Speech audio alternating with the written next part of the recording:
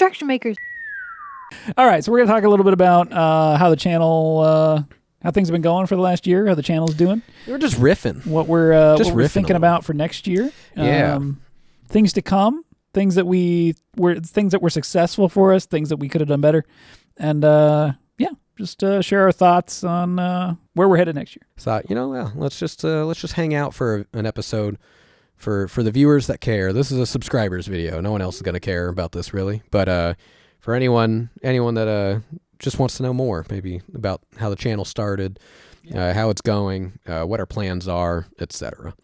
So how did this channel start? Technically, it started 3 years ago? 4 years ago? No. Oh, yeah. I mean, originally. Yeah. Originally, it was 4 of us on webcams, and the pandemic had just hit. Yes. It was us and Tyler Johnson and Kevin Robertson. Yep. They're in the Discord. They're in the Discord. And around, so. And you'll see Tyler at game nights as Sketch Geek and stuff like that. Kevin's around sporadically. Kevin is around sometimes. We started just kind of doing like, I feel like it was still pretty structured, but not as structured as we are now. But it's a lot more. It was more like newsy. It was more like, here's a topic, let's just talk about this topic and riff. With basically. 4 of us, it was a lot easier to riff. I think. Yeah. Maybe too easy. It was a little. Yeah, it was a little. It was a little blabby at times, talking over each other a lot and stuff like that. And I think it sort of went like okay. We had like one video that did fine. It got like 1,000 views. It was the root video. It was our first episode. So yeah. I think it was just part of the thing is if you're gonna make a podcast on YouTube, don't number your episodes because that was people will like go watch the first one. They're like, it's fine. They'll leave. That's it. And it's also like it's very rare that you end up sort of like coming out with something and then later it like spikes and does really well. And what's weird is that that's actually what happened to the sort of the new version that we've been doing when we started this. We started back, it was last August? Yeah, just not this last July, but the July before that, we restarted the podcast with the new format, so me and you in person.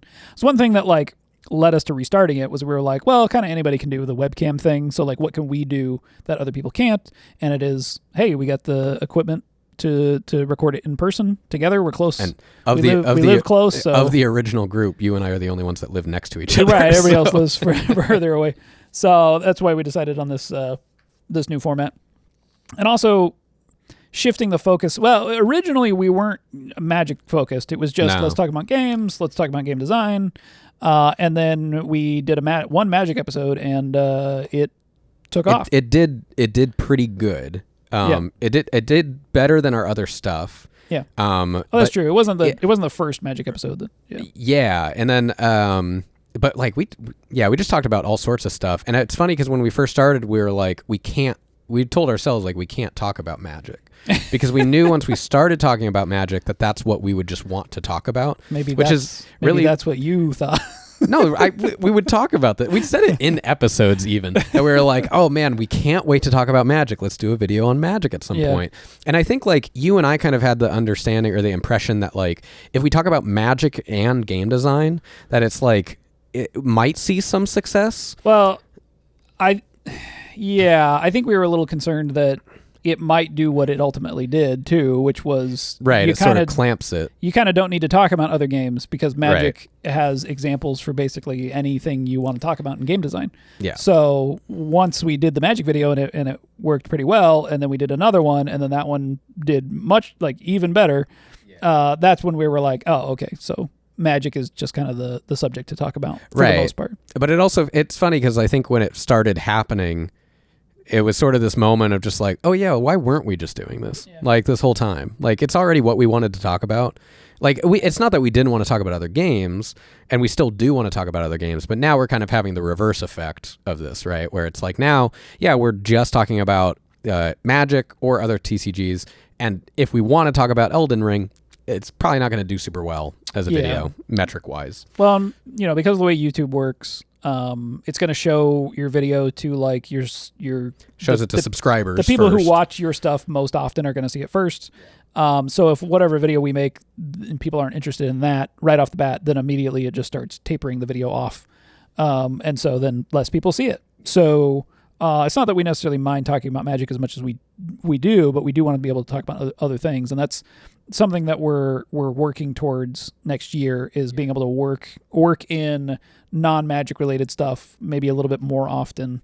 No, I mean, it's still going to be like 50-50 though at a minimum. I think we have to stick to 50-50, because I mean, it's just for, now that we're here and talking about this, that like, I think other people might not notice this, but what ends up happening is that if we do a video that's not magic related, it usually will not just harm the metrics of that video, but also a couple of like other videos afterwards.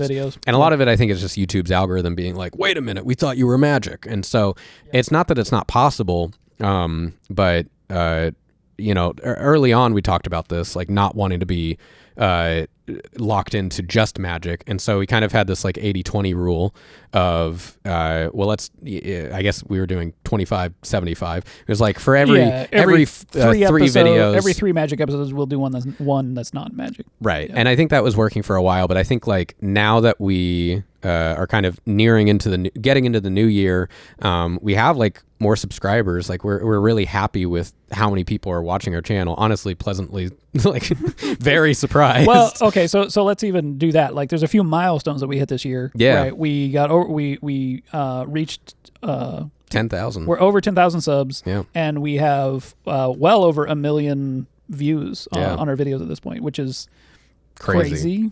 Wild. I mean, like we did this for 6 months, and I think didn't break like 1,000 subs. Yeah, most of our videos were under 1,000 views. And and then it just kind of took off. So yeah, I mean, we have no plans to stop doing 2 videos a week. That's going to be the plan going forward, as long as we can maintain it.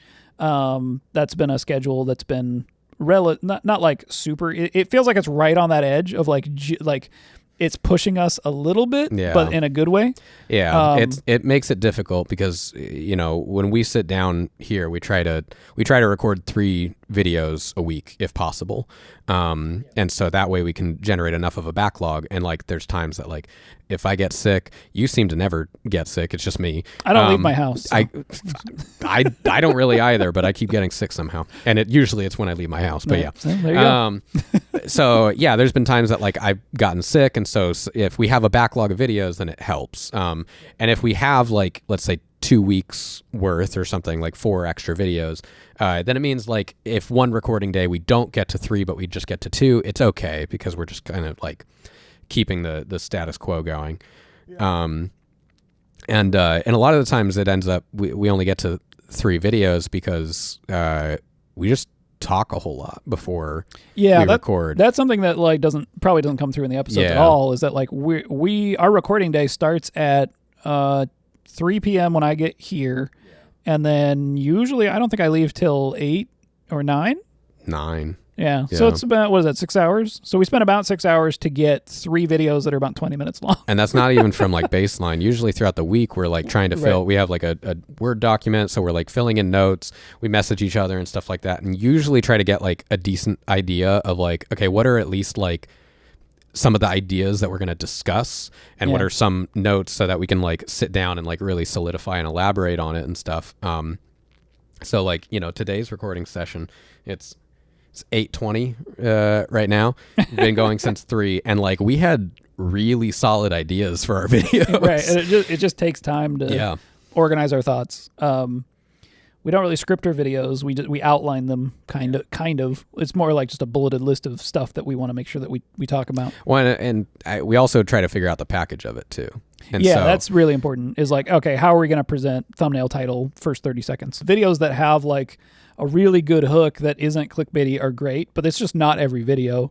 And so we're sort of put into this position where, okay, how do we make something like the video's a good video, but like there just isn't a particularly exciting package for it. Right. So like, what do we do to get people to click on it? It's just unfortunate because like it's just YouTube. Yeah, it really is. Like we just had there's one video we just finished recording. It'll probably be up by the time this goes up, but we talk a little bit about like heuristics trees and heuristics in games.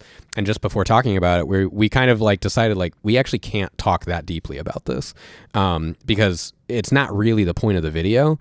And it's like, as much as I think we want to talk about these like nuts and bolts of game design and get really deep and really talk about these things, but if it's not centered around some sort of like a general theme or story or something, it's for too hard the for people video to follow. Right. Like, it's like I think that there's definitely content like that, but it's like if we're doing like a college lecture, right? Like if we're sitting and we're just talking about this thing, like I think that there's value in that, but it's just we're trying. I think we're reaching this like niche of an audience that seems to be people that like obviously have an interest in probably, if not card games, at least game design. But I think there's a lot of crossover of people that really like card games and have like this sort of hobbyist game design interest, or like knowing a little bit more about game design. Yeah, our goal, or at least my goal, has been to talk about game design to people who play games, to help them sort of like get deeper insights about the game that they maybe are already playing. And that's why Magic works so well for these topics, is that, as a player, if you can like understand what's actually going on in a game system on a deeper level, it does make you a better player at that game. And it's not necessarily that we're talking about strategy. It's that we're talking about like really how to understand how a game is working. Right. The problem is like if we start jumping in and you can't start it like it's kind of like, we had our video on essential games, and I think like we talked about it since that I think at some point we need to just have like a better way, or like there has to be some clearer way of being able to explain this stuff. But if you don't have that package, right, then it's going to be like no one's really going to watch it, unfortunately. So it's like we could have this information that's really useful for people to have, but if YouTube just kind of like shoves it to the side, then like, and no one sees it, then I don't know, it kind of like defeats the purpose of what we're trying to do, which is to teach other people and talk to other people about this. Yeah. Unfortunately. Right. And again, our goal is to have a as big of an audience as we can find that wants to listen to the stuff that we're talking about and learn more about games on a deeper level. So, but we're also not trying, like, I think what's important to point out is like, together, like, I don't think our goal is, yes, get the biggest audience we can doing that, but our goal is not a big audience. Right. Because it's not going to be. Right. Because if our goal was a big audience, we'd be a Magic news channel. Sure. Like those are the videos that do absolute, like 100% they do the best. Yeah. And even the times when we've dipped into it, those videos have done pretty good. Yeah. So, that's but what it's only when it's relevant to us. Right. So, the podcast Idle Thumbs was a huge inspiration for me for starting this show in general. And that was a podcast made by, 3-ish, maybe more. There's like a whole network they had for a while. So there was a bunch of game designers that were, hosts for the podcast. But the main podcast itself was 3 game designers who were just talking about their thoughts about games and about games as an art form. And they stopped in like 2018, 2019. I can't remember exactly, where they made the game Firewatch. And then 2 of the guys went and worked at Valve for a while. And the other one I think worked at Bethesda for a minute. But yeah, they stopped doing the show, and I felt this like void where I'm like, okay, well, there's no like that was my favorite podcast, right? Yeah. And I'm like, okay, well, it's gone now. Now what? And I know. There was nothing around that was bridging that sort of design player gap, and I was like, something needs to exist in this space because I want it to exist. Yeah, I still haven't really listened to Idle Thumbs, but like, I listen to a lot of Mark Rosewater's podcasts. I listen to Justin Gary's podcast. I've watched Extra Credits on YouTube. Like I've gone through like a lot of these different sort of like content creator, game designers, as much as I can. And yeah, there's not really like a great like. Well, so many of it are like, it's not really like a hangout kind of like listen podcast, right? Like that's something that I'm hoping that we can do and maybe even get better at, is just being people that people want to listen to, right? Like so not we're a game design podcast first, but we also want to be entertaining. We want to make people's days better, whether that's through just helping them learn something more about games or just us being funny, Right. Yeah, I think what's helped, I think, is having the Discord, and because like here, sometimes we feel like, okay, we got to do a Magic video, but we always try to have some good design insight, so even if it's, I think like some of our biggest like easy videos, I guess, might just be like covering some sort of like mechanic from Magic's past, and kind of talking about that under like discussing it and its design implications on the system. But if we want to get like into some deeper design discussions, having the Discord for that has always been really helpful. And we've had the Discord for like ever, but I think since starting last year, starting this, I think it took like, I don't know, probably a couple months of us doing this before we actually, it took a few months because we didn't even tell people we had a Discord. Yeah. Yeah. But once we did, like it sort of started trickling in, but now we get a lot of people.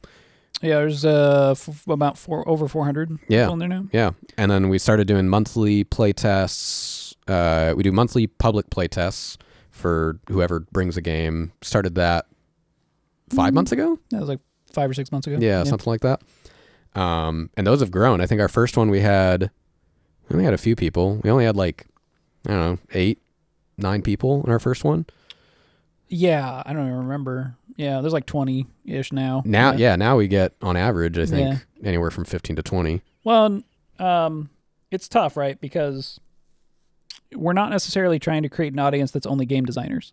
Right. And I think that's a really difficult like line to walk, right? Where you're sort of talking about game design, but in a way that like players would be interested in. Yeah. And so we do feel this tension even in the community of people that like really want these deep dive game design videos that we want to do, as well, but we can't do them all the time because if we did, our audience would be so niche that like we're not getting that out. We're not getting our channel out there enough. Yeah, really, it's trying to like you said, talk to players about these game design things that they might not quite be like seeing or they have a general interest in or something like that, but aren't recognizing. I think that's been one of the toughest things too, has been like some of the audience contention, like you were saying, and that what we, the way I always kind of split it in my head is like you and I talk about things on a very like systems design level, and a lot of people that watch our videos still feel like they're kind of thinking about it on like a play design level, right? So if we're talking about like really deep systems design of a game at its simplest, right, in our essential games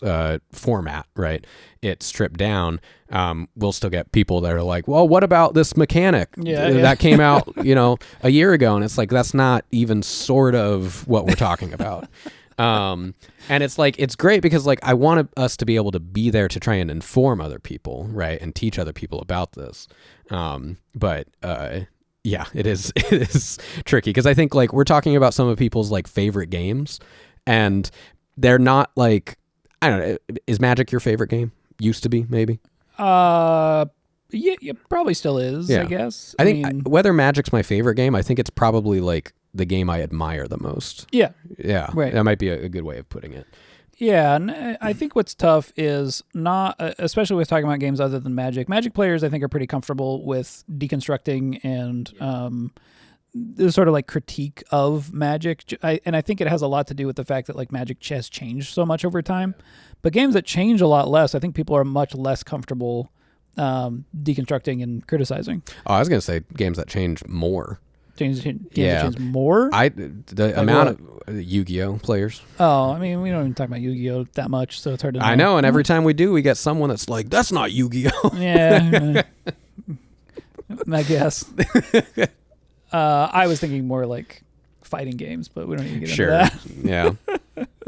We just learn not to talk about fighting games. Yeah. I mean, I think that's kind of been part of what has helped the channel succeed is that, Magic is such a deep well of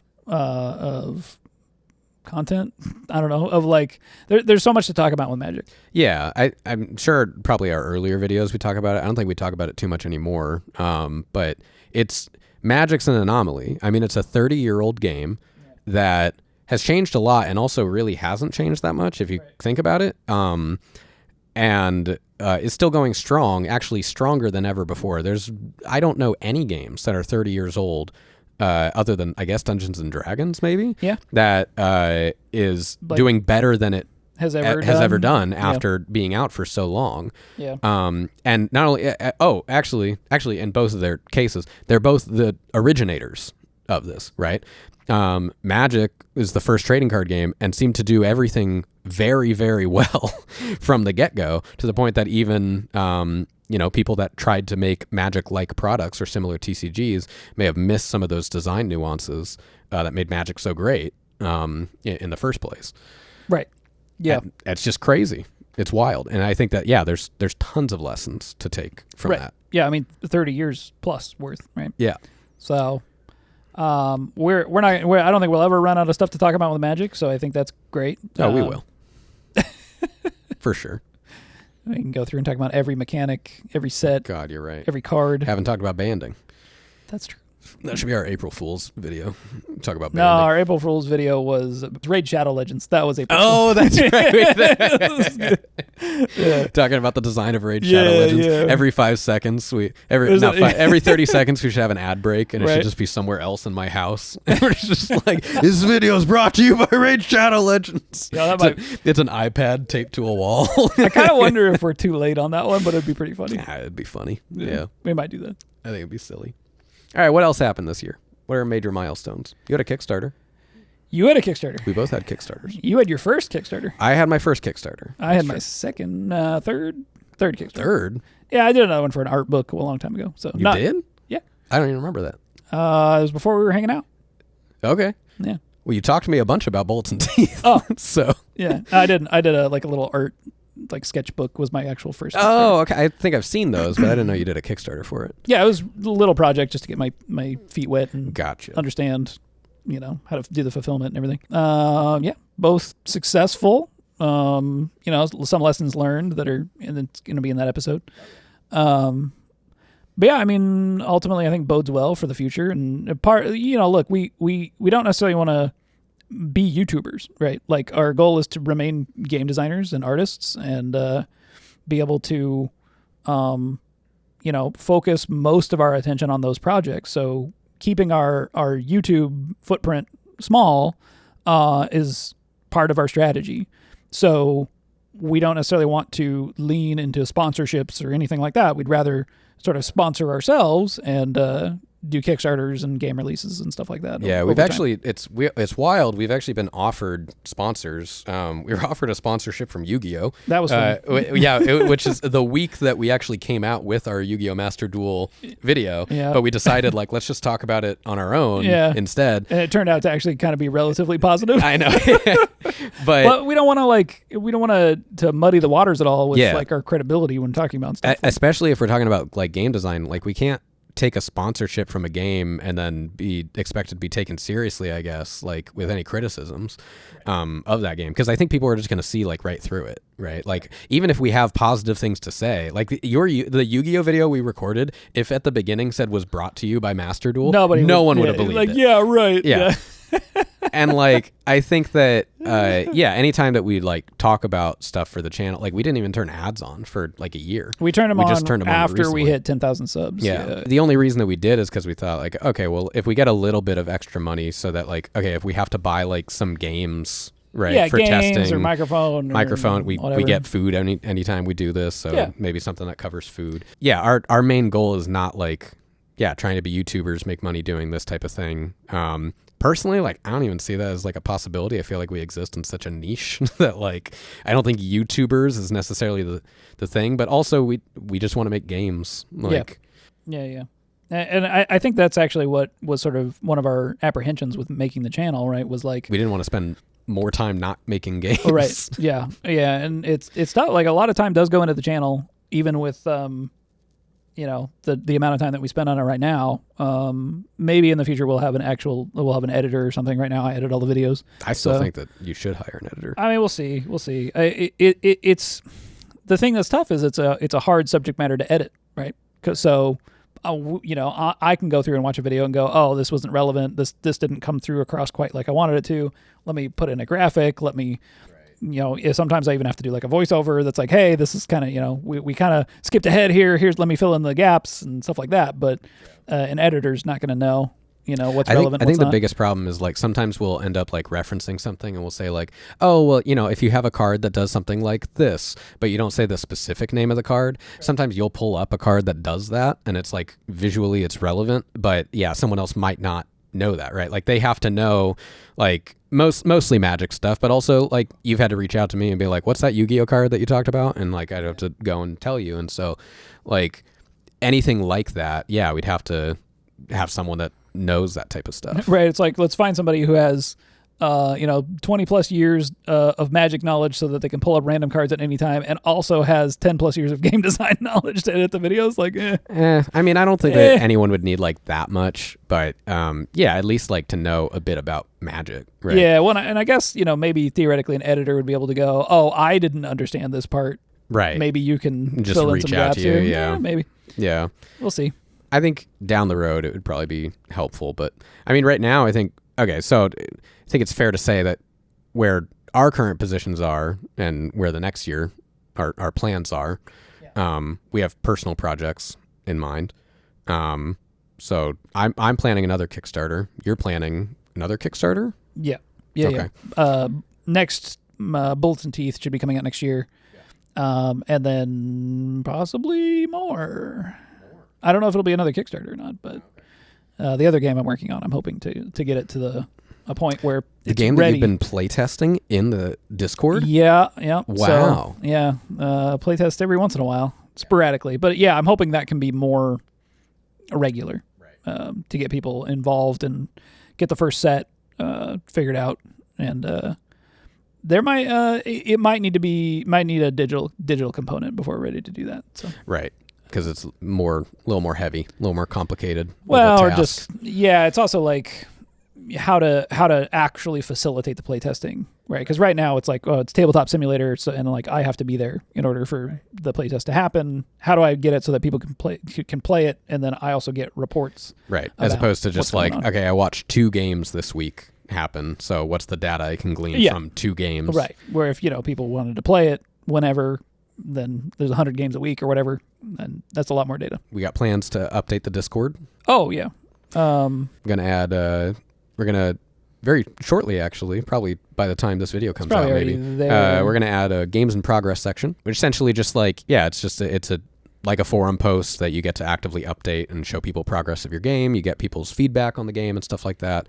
But it's unique to your game specifically. Yeah, and we're really hoping to like turn the Discord into a resource for both people that want to see new games and people that want to make games. And then people have already been organizing sporadic playtesting for their games, and we're really hoping that we can be a hub for people to connect with other game designers and playtesters and maybe artists at some point. And there's already a few in there, but and just to be a kind of a support network for people that are trying to get games across the finish line. In particular, we're going to be adding the playtester role, and we get a lot of people that I think come into the Discord, watch the videos that I think are a little bit more on like the Magic player that's somewhat interested in the design as opposed to the game designer side. And so we've gotten a few people that seem to be like more than happy to playtest, but maybe not working actively on a game. Yep. And so adding the playtester role so that anyone that wants to play potential games can be pinged and asked if they want to participate and stuff like that. And that's all in addition to our monthly playtest. We usually do the monthly playtest on the last Thursday of the month. So we all get together, me and you, make sure that we give feedback on people's games, and it's just a nice community hangout time. Yeah, they've gone great so far. Too many people. I think we had to split into 3 groups. We had to split into 3 groups. 3 groups that last for 4 hours. Yeah. And then next year, not sure when, but we might be doing a game jam. It's on the horizon. It is on the horizon. So we don't quite know how that's going to work yet. Yeah. But it's something that we thought would be kind of fun. I don't know if we'll tie it into what we'll probably talk about the games, maybe. We'll make a video about it. Yeah. I think we should make a video about it. But there's not really tabletop game jams. There are, but they're not really like that popular or talked about. They're very closed like groups. It seems. I do wonder how difficult it is to organize it digitally. We'll find out, but maybe that's the barrier. But we've been doing playtests once a week or once a month, so right. Yeah, I mean, having Tabletop Simulator is probably the one limitation. Yeah, which does cost money. True. Depending on your region, it might cost more, but And you can always do a print and play. Technically, it's just it's harder to get other people to test it. But yeah, I think doing a tabletop game jam would be really fun. I think it could be tabletop or digital. I don't know if it matters. Oh yeah, sure. I guess if people want to make a digital game too, yeah, just have to, no problems. I don't know if we might do a theme or something, but probably, yeah. Just be like, all right, first game jam. Theme is peanut butter. Peanut butter. Yeah. What do you got? What do I got with peanut butter? I can make a game about George Washington Carver. There you go. That's all I got. I think that's about it for our year in review. It's been a great, technically first year of the podcast. I guess year and a half, but we'll call it a year. We're happy with how things are going, and we really appreciate everybody hanging out, subscribing to the channel, watching our videos. Yeah. It's been better than we could have expected. Yeah, definitely. After a year. And sure. We got more plans for the next year. We'd definitely like to hear feedback in the comments about what kind of videos that you would like to see. Topics maybe, or any suggestions you have for things that we could change. I could get a haircut. That might happen. No? No. Oh, okay. I think you should actually keep growing your hair for the entirety until the next year. Yikes. Yeah. And just see how that goes. Yeah, that'll be fun. For everyone else, maybe. Yeah. All right. Well, thanks for watching, and we will see you in the next year. Bye. Goodbye. Goodbye. Goodbye. Goodbye. Goodbye. Goodbye.